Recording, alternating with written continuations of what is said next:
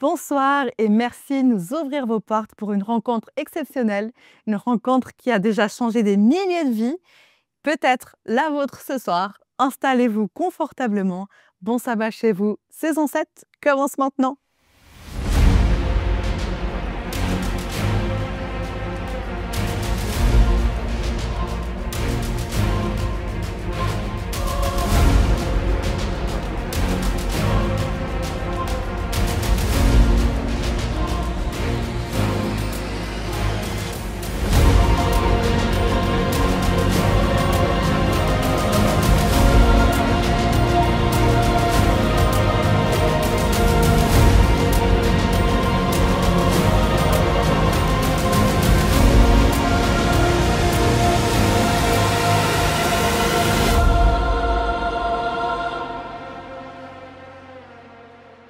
Chaque début de sabbat, c'est un peu comme si on fêtait l'anniversaire de la planète Terre.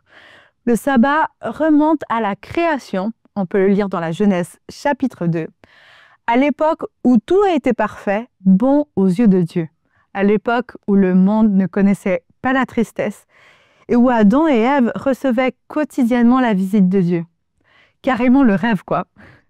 Ce soir, ouvrons une petite parenthèse dans notre routine, faisant du lieu où nous nous trouvons un petit morceau du ciel en y invitant Dieu et chantant, non pas joyeux anniversaire, mais des louanges au Créateur de ce monde.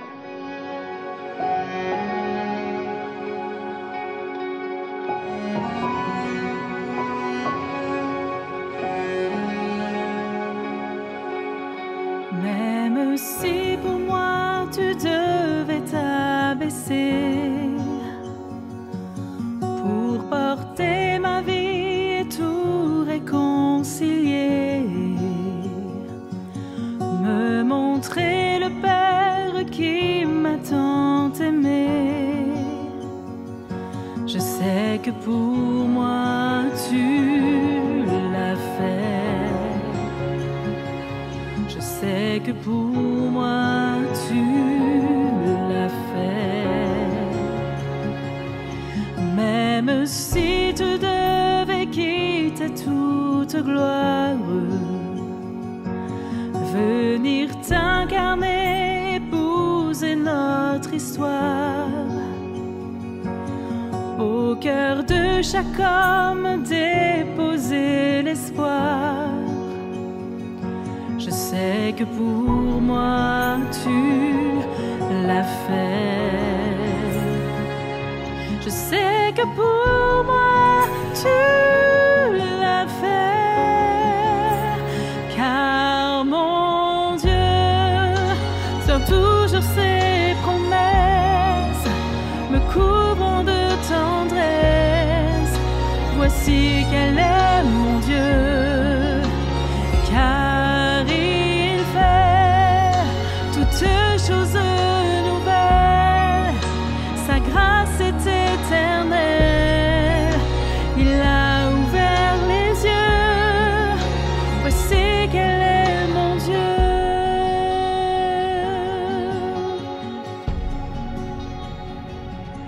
Même si la croix devenait ton fardeau, le poids de ce monde, l'oubli dans le tombeau, pour essuyer toute larme et tout sanglot. Je sais que pour moi tu l'as fait.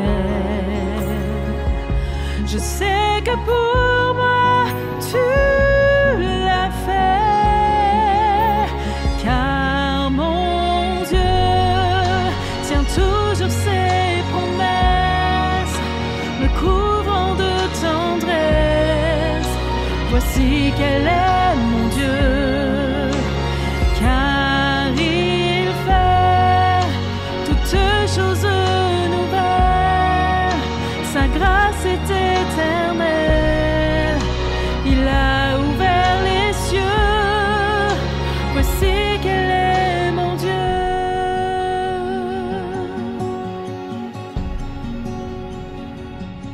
Même si ta vie devait être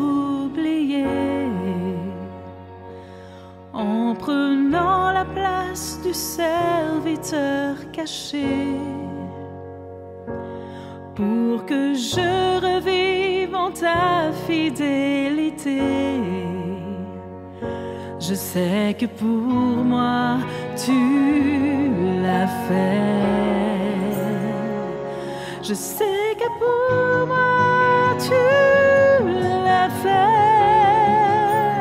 car mon Dieu tient toujours ses promesses, me couvrant de tendresse. Voici quel est mon Dieu, car il fait toutes choses nouvelles. Sa grâce est éternelle. Il a ouvert les cieux.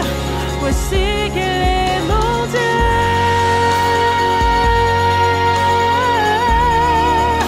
Voici quel est mon Dieu.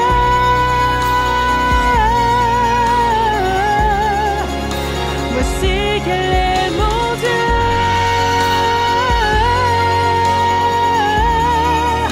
Voici quel est mon Dieu.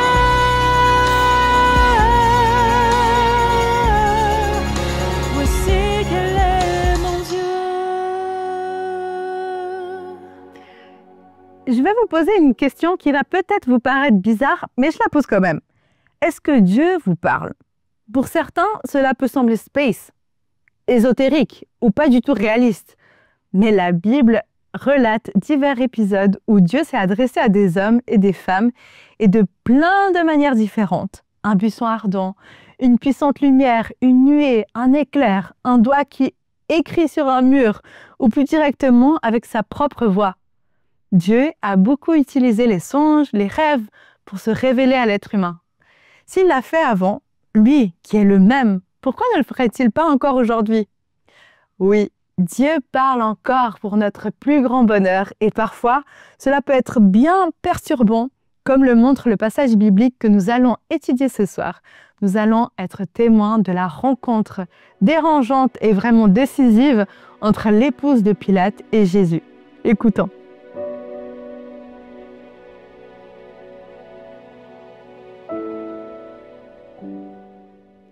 Salut à tout le monde. Nous venons tout juste de passer les fêtes de Pâques. Et avec les fêtes viennent souvent les vacances qui donnent une grande envie d'évasion. Et j'espère que la plupart d'entre vous a eu la chance de partir en voyage, peut-être pour réaliser un rêve longtemps laissé de côté. Mais j'imagine que ce ne fut pas le cas pour tout le monde. Moi, par exemple, je suis resté chez moi pour surtout honorer un engagement pris avec mon église. Oui, cette année, nous avons organisé pour la première fois une liturgie de Pâques afin de revivre les moments les plus marquants de la passion de Jésus. En effet, c'est bien à cela que ces fêtes commémorent les derniers instants de la vie de Jésus. Et je ne sais pas si vous vous en souvenez, mais il y a quelque temps, j'ai partagé avec vous un extrait du cruel procès de Jésus. Ceux qui l'ont vu se souviendront peut-être que j'avais parlé de Claudia Procula, la femme du gouverneur romain Ponce Pilate. Elle était très inquiète de la manière dont Jésus était traité et suppliant son mari de ne pas se montrer trop cruel envers cet homme juste pour lequel elle avait même souffert un rêve. Mais Pilate n'a pas pu l'écouter. Alors, voyons maintenant comment les faits se sont déroulés. C'est le matin tôt. Un vacarme s'élève dans les rues de Jérusalem. Influencé par les anciens, les chefs des prêtres et tous les scribes du Sanhédrin, une foule bruyante se dirige vers le tribunal. C'est là que résidait le gouverneur Ponce Pilate. Sans aucun respect, ils poussent Jésus dans les prétoires. Eux-mêmes n'y rentrent pas, car cela les aurait rendus impurs pour la Pâque. Pilate regarda Jésus avec méfiance. Réveillé brusquement, il voulait en finir rapidement. Son intention était de traiter les prisonniers avec la plus grande sévérité. Peut-être un peu pour la vengeance d'avoir été réveillé si tôt le matin.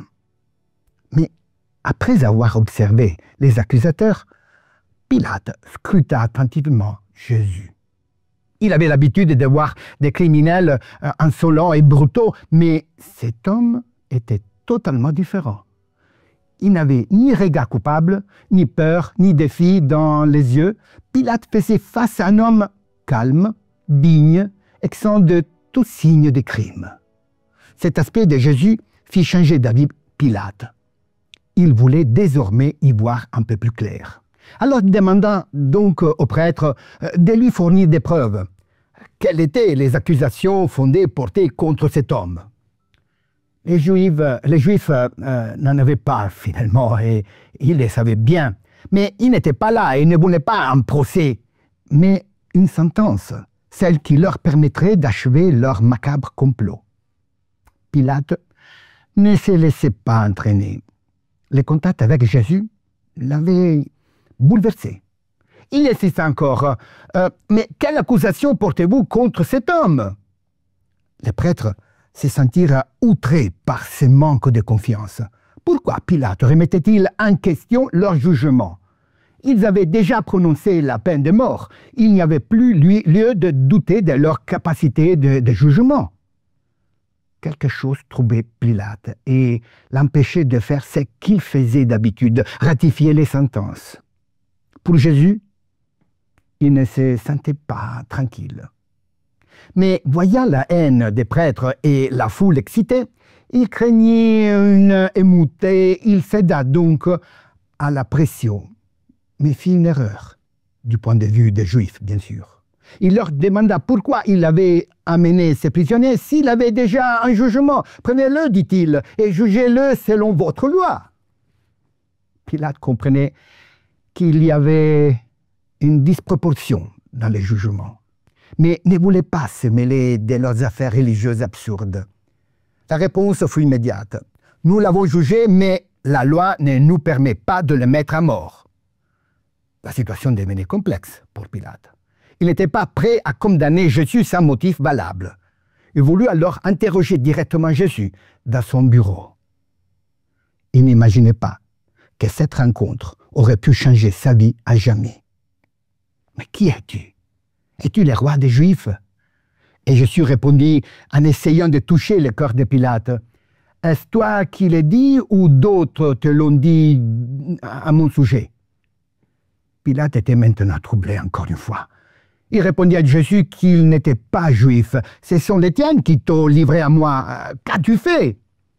Jésus aurait pu garder le silence comme il avait fait face aux accusations des prêtres, mais il voulut donner une chance à Pilate. « Pilate, écoute, je suis roi, mais pas de ce monde. Si je l'étais, mes soldats se battraient pour moi. Mais mon royaume n'est pas d'ici. Donc, tu es roi. Oui, comme tu l'as dit, je suis roi. Je suis né pour cela, pour rétablir la vérité. » Il fait un dernier appel à Pilate. « Quiconque est de la vérité, écoute ma voix. » Silence. Pilate le regarde, il hésite, il est profondément troublé. Ses paroles l'ont presque convaincu, mais son indécision l'emporte. Il se contente d'une question vide. Qu'est-ce que la vérité? Pilate venait de laisser passer une occasion précieuse pour lui.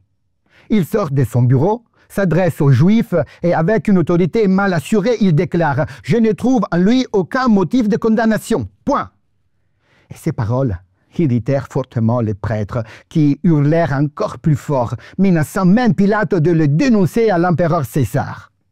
Et à ce moment-là, Pilate n'avait plus de marge de manœuvre. Il voulait libérer Jésus à tout prix, mais l'appel à César les fit trembler. Il chercha alors un compromis. Bien qu'innocent, Jésus serait flagellé pour calmer ses accusateurs, puis libéré. Mais ce n'était pas dans la peine, dans l'idée des prêtres, dans leur plan, de faire flageller Jésus. Non, ils ne voulaient pas une punition. Ils voulaient le voir mort. Alors Pilate tenta une autre option. Barabbas. Nous connaissons l'histoire. Pilate espérait une réaction de conscience. Enfin, Barabbas était un vrai criminel. Tout le monde le savait. Et alors Pilate dit, « Voulez-vous que je vous relâche Barabbas ou Jésus ?» Il ne s'entendait pas à une réponse comme ils l'ont donnée. Barabbas, ils crièrent. C'était absurde. Un criminel à la place d'un innocent. Il tentait encore de sauver Jésus, mais quel mal a-t-il fait? Je ne trouve en lui aucun motif de mort. Et il rafferma sa décision. Après l'avoir puni, je le relâcherai. La foule s'emporta avec cruauté. Crucifie-le, crucifie-le! Pilate était au bout. Même sa femme, vous vous rappelez? Même sa femme l'avait supplié de sauver Jésus. Mais il y avait en jeu sa réputation, les menaces des prêtres de les dénoncer à l'empereur et son indécision devenue proverbiale. Et surtout, Satan, qui brûlait d'envie d'entendre cette maudite sentence de mort. Ce va-et-vient épuisa Pilate. Il ne supportait pas cette injustice, mais il avait peur d'en assumer les conséquences. Il eut une autre idée, faire flageller Jésus pour susciter la compassion de la foule. Et c'est fou ainsi. Jésus fut flagellé par les soldats romains, ivres de cruauté. On connaît les Romains. Je n'ajoute rien de plus. Vous l'imaginez comment Jésus s'en sortit. Mais les soldats ne se sont pas arrêtés tout simplement à la flagellation.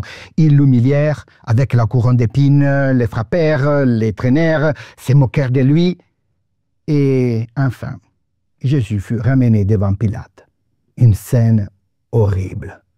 Pilate tenta encore une fois de faire raisonner la foule. « Ecce homo » ils disent, « voici l'homme » pour montrer bien sûr c'est Jésus qui était ensanglant, souffrant, mais digne en tant que fils de Dieu. Ça c'est clair. Oui, fils de Dieu, car les prêtres affirmaient alors qu'il méritait la mort pour s'être proclamé fils de Dieu. Ça c'était un blasphème. Et vous me direz, mais les Juifs prévoyaient la peine de mort dans certains cas, comme l'adultère ou le blasphème. C'est vrai, mais ils étaient sous domination romaine. Et seul Pilate, en tant que préfet, pouvait prononcer une telle sentence. Mais il n'arrivait pas à le faire pour Jésus. Il n'arrivait pas. Il était troublé, indécis. Cette rencontre avec Jésus l'avait marqué pour la vie. Et finalement, il décida, mais de manière spectaculaire et, permettez-moi de le dire, très lâche. Je m'enlève les mains. Une déclaration devenue proverbiale pour se dédouaner de toute responsabilité.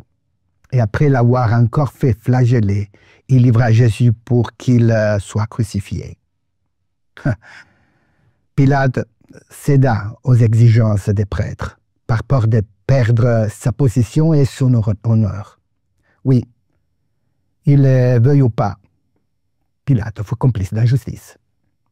Mais plus tard, ce qu'il craignait arriva. Il fut démis de ses fonctions, déshonoré, rongé par les remords et mureux peu de temps après la crucifixion de Jésus. Pilate était connu pour son caractère faible et instable, un indécis chronique. Ce n'était pas un juge juste et consciencieux, mais cette rencontre avec Jésus fit vaciller son autorité. Il ne voulait pas le condamner sans preuve. Dans le regard de Jésus, dans sa dignité, dans son innocence, Pilate faillit se convertir. Quand Jésus parla de vérité, sa curiosité s'éveilla, mais il s'éteint aussitôt toute lumière en ne laissant pas Jésus répondre à sa question. Qu'est-ce que veut dire? Qu'est-ce que la vérité? En n'entendant pas la réponse, il ouvrait la porte à sa condamnation. Et alors, de son dernier échange avec Jésus, Jésus même, par compassion, l'exonérera au moins de l'avoir lui-même provoqué ce procès infâme. Pilate dit Jésus, ce n'est pas ta faute, pas entièrement. Puis, silence total. Les maîtres ne répondent plus. Pilate n'a plus d'emprise sur son silence. Badenas Roberto, dans son livre « Rencontres décisives » auquel je me suis inspiré pour ce message écrit. Piégé par sa propre faiblesse et sa maladresse, il est incapable de vaincre les prisonniers divins. Pas même par la dérision. Plus il tente d'affirmer son autorité, plus l'accusé est majestueux. Enfin, C'est lui, Jésus, le véritable juge de ces procès. Je crois que cette rencontre est plus qu'éloquente pour nous faire réfléchir sur la valeur de la justice. Une valeur qui, à toutes les époques, a résonné comme un avertissement appelant chacun à respecter et à défendre l'innocent. Jésus a tenu bon jusqu'au bout. Pilate, lui, n'y est pas parvenu. Cette rencontre pouvait changer sa vie à toujours. En partie, il l'a fait. Mais il ne suffit pas de lutter pour la justice si l'on n'est pas capable de persévérer, surtout face aux difficultés. Jésus a eu le mérite de les faire réfléchir, mais il lui a laissé la liberté de choisir. Et nous savons comment cela s'est terminé. Nous pourrions tous, un jour ou l'autre, nous retrouver devant une situation de choix de justice. Quelle sera notre position à ce moment? Cela dépendra de notre capacité de savoir rester focalisé sur les conseils donnés par Jésus. Cherchez premièrement la justice de Dieu et tout le reste vous sera donné par-dessus. Je vous souhaite un beau sabbat chez vous.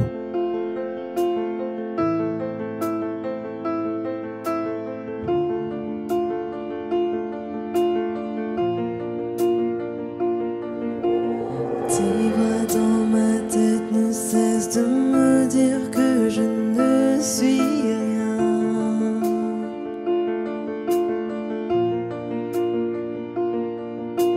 Tous ces mensonges m'amènent à croire que je n'y arriverai pas.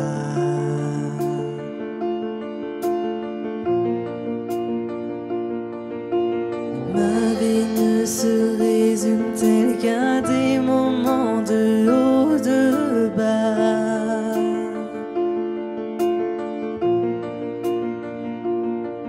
Rappelle-moi encore qui je suis, Père, tu sais que j'en ai besoin.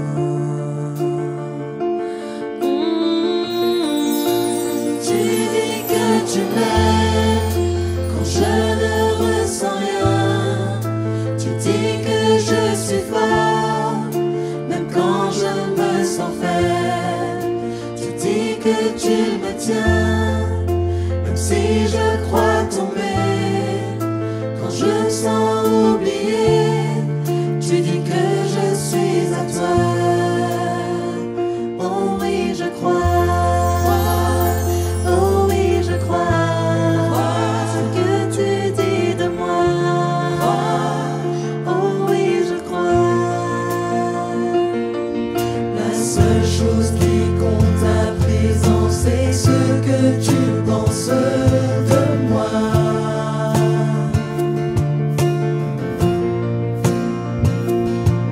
En toi j'ai trouvé ma valeur, en toi est mon identité. Oh, oh, tu dis que tu m'aimes quand je ne ressens rien. Tu dis que je suis fort, même quand je me sens faible. Tu dis que tu me tiens, même si je crois tomber. Quand je me sens oublié, tu dis que je suis à toi. Oh oui, je crois. Oh oui, je crois. Ce que tu dis de moi. Oh oui, je crois.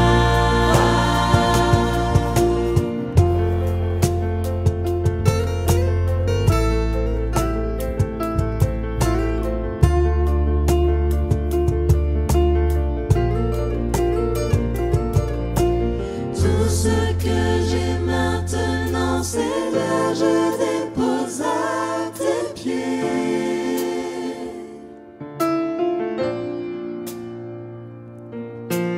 À toi soient tous mes échecs, à toi soient toutes mes victoires. Oh,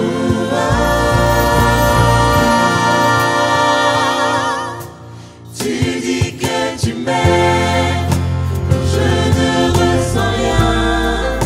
Tu dis que je suis fort, même quand je me sens faible. Tu dis que tu me tiens, même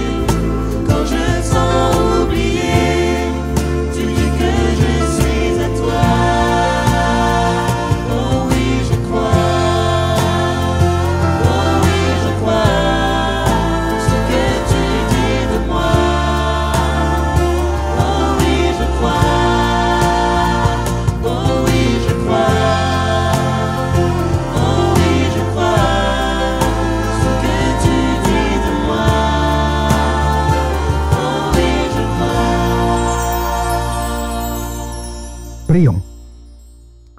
Eh bien, Jésus, c'est à toi que je parle maintenant, parce que tu étais là, tu étais présent et tu as eu la rencontre avec Pilate. Bien sûr, nous ne pouvons pas savoir les dernières secondes, les derniers moments de la vie de Pilate, et donc on ne sait pas qu'est-ce qui est arrivé de lui. Mais les récits que nous trouvons dans la Bible nous fait réfléchir. Un homme qui n'a pas saisi la décision, l'occasion de te suivre, comme autres ont fait, comme Nicodème par exemple. Jésus, d'un côté, merci. Merci pour ce que tu as fait pour nous.